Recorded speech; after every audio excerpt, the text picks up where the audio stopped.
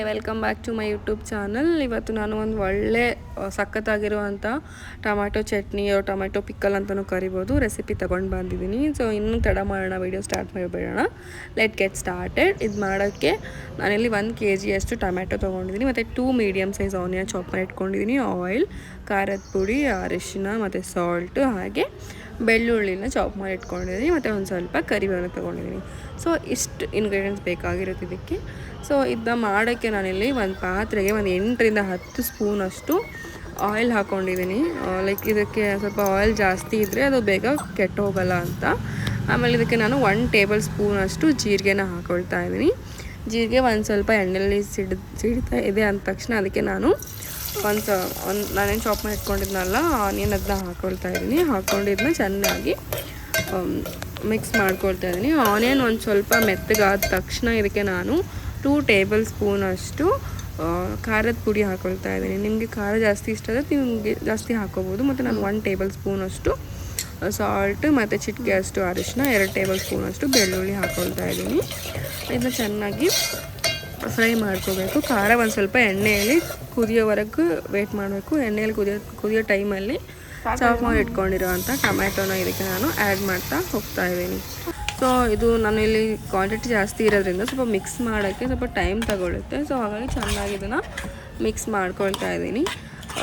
So ಇದನ್ನ mix ಚೆನ್ನಾಗಿ ಕೆಳಗಿಂದ ಮೇಲಿಂದ ಕೆಳಗೆ ಥರ ಮಿಕ್ಸ್ ಮಾಡ್ಕೊಂಡ ತಕ್ಷಣ ಇದಕ್ಕೆ ನಾವೇನು ತೊಗೊಂಡಿಟ್ಕೊಂಡಿದ್ವಲ್ಲ ಕರಿಬೇವನ್ನ ಹಾಕ್ಕೊಳ್ತಾ ಇದ್ದೀನಿ. ಹಾಕ್ಕೊಂಡು ಇನ್ನೊಂದು ಸರ್ತಿ ಚೆನ್ನಾಗಿ ಮಿಕ್ಸ್ ಮಾಡ್ಕೊಂಡು ಇದಕ್ಕೆ ನಾನು ಲಿಡ್ನ ಕ್ಲೋಸ್ ಮಾಡಿ ಇಡ್ತಾ ಇದ್ದೀನಿ. ಸೊ ಲಿಡ್ನ ಕ್ಲೋಸ್ ಮಾಡಿ ಒಂದು 8 ನಿಮಿಷ ಬೇಯಿಸ್ಕೊಂಡ್ಮೇಲೆ ಮತ್ತು ಲಿಡ್ನ ಓಪನ್ ಮಾಡಿ ನೋಡಿ ವಾಟ್ರ್ ಎಲ್ಲ ಬಿಟ್ಕೊಳುತ್ತೆ. ಇದಕ್ಕೆ ನಾನು ಯಾವುದೇ ರೀತಿಯ ವಾಟರ್ ಆ್ಯಡ್ ಮಾಡಿಲ್ಲ. ಇದೇ ಟೊಮೆಟೊಲಿರೋ ವಾಟರ್ ಎಲ್ಲ ಬಿಟ್ಕೊಳ್ತಾ ಇದೆ. ಸೊ ಇದಕ್ಕೆ ಮೇನ್ ಪ್ರೊಸೆಸ್ ಮಾಡೋಕ್ಕೆ ಬೇಕಾಗಿದ್ದು ಪೇಷನ್ಸ್. ಇದು ಮಾಡೋಕ್ಕೆ ಏನಿಲ್ಲ ಅಂದರೆ ಒಂದು 30ರಿಂದ 40 ನಿಮಿಷ ಬೇಕೇ ಬೇಕು. ಸೊ ವಾಟರ್ ಲೆವೆಲ್ ಎಲ್ಲ ಕಡಿಮೆ ಆಗೋವರೆಗೆ ಇದನ್ನ ಕುಕ್ ಮಾಡ್ತಾ ಹೋಗ್ಬೇಕು. ಇದಕ್ಕೆ ಏನು ಮಾಡ್ತೀವಿ ಒಂದು 5 ನಿಮಿಷ 6 ನಿಮಿಷಕ್ಕೊಂದ್ಸತಿ ಓಪನ್ ಮಾಡಿ ಕಲಿಸ್ಬಿಟ್ಟು ಮತ್ತೆ ಕ್ಲೋಸ್ ಮಾಡಬೇಕು. ಒಂದು 5 ನಿಮಿಷ 6 ನಿಮಿಷಕ್ಕೊಂದ್ಸತಿ ಓಪನ್ ಮಾಡಿ ಕ್ಲೋಸ್ ಮಾಡಿ ಅದೇ ಮಾಡಬೇಕು. ಅದೇ ಪ್ರೊಸೆಸ್. ಓಪನ್ ಮಿಕ್ಸ್ ಮಾಡಿ ಮತ್ತೆ ಕ್ಲೋಸ್ ಮಾಡಿಕ್ಬೇಕು. ಸೊ ವಾಟರ್ ಕನ್ಸಿಸ್ಟೆನ್ಸಿ ಫುಲ್ ಕಡಿಮೆ ಆಗೋವರೆಗೂ, ವಾಟರೆಲ್ಲ ಫುಲ್ ಕಡಿಮೆ ಆಗೋವರೆಗೂ ಇದೇ ಥರ ಮಾಡಬೇಕು. ವಾಟರೆಲ್ಲ ಕಡಿಮೆ ಆದ ತಕ್ಷಣ ಒಂದು 5ರಿಂದ 6 ನಿಮಿಷ ಕುಕ್ ಮಾಡಿಕೊಂಡ್ರೆ ಆಗೋಗುತ್ತೆ ಆ ಥರ ಇದು. ಸೊ ಇದನ್ನು ನೀವು ಒಂದು ವಾರ, ಒಂದು 10 ದಿನ ಬೇಕಾದರೂ ಇಟ್ಕೊಂಡು ತಿನ್ಬೋದು. ಫ್ರಿಜ್ಜಲ್ಲಿ ಇಕ್ಕಿದ್ರೆ ಒಂದು ತಿಂಗಳು ಬೇಕಾದರೂ ಇಟ್ಕೊಂಡು ತಿನ್ಬೋದು. ವಿತೌಟ್ ಫ್ರಿಜ್ಜಿಂದ ಆರಾಮಾಗಿ ಒಂದು ವಾರ ಇಟ್ಕೊಂಡು ತಿನ್ಬೋದು. ಲೈಕ್ ಇದು ನಾವು ಎಲ್ಲಿಗಾದ್ರೂ ಟ್ರಿಪ್ಗೆಲ್ಲ ಹೋಗಬೇಕಾದಾಗ ನಾವು ಇದನ್ನು ತುಂಬ ಪ್ರಿಫರ್ ಮಾಡ್ತೀವಿ. ಸೊ ದಟ್ ಎಲ್ಲ ಕಡೆ ಆರಾಮಾಗಿ ಸೆಟ್ ಆಗುತ್ತೆ ಅಂತ ಆ ಥರ. ಇದು ನೋಡಿ ನೀವು ಈ ಥರ ಲೈಕ್ ವಾಟರ್ ಲೆವೆಲ್ ಹೇಗೆ ಕಡಿಮೆ ಆಗ್ತಾ ಬರ್ತಾಯಿದೆ ಅಂತ ಆ ಥರ. ಲೈಕ್ ಆದ ತಕ್ಷಣ ಇನ್ನು ಚೆನ್ನಾಗಿ ಕಲಿಸ್ತಾ ಹೋಗ್ಬೇಕು. ಮೇನ್ ಪ್ರೊಸೆಸ್ಸೇ ಇದೆ, ಕಲಿಸೋದು ಚೆನ್ನಾಗಿ.